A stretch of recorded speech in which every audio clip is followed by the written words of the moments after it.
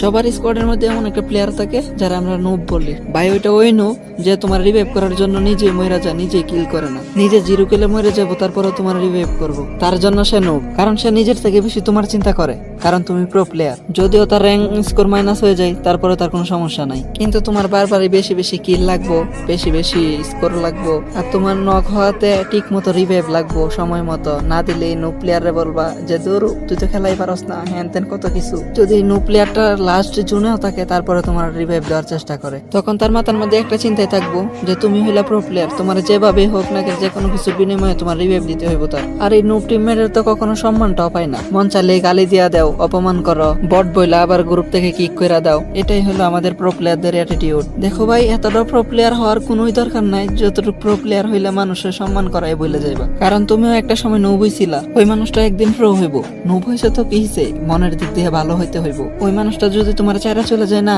ওই দিন তুমি সবচেয়ে বেশি মিস করবা তারে।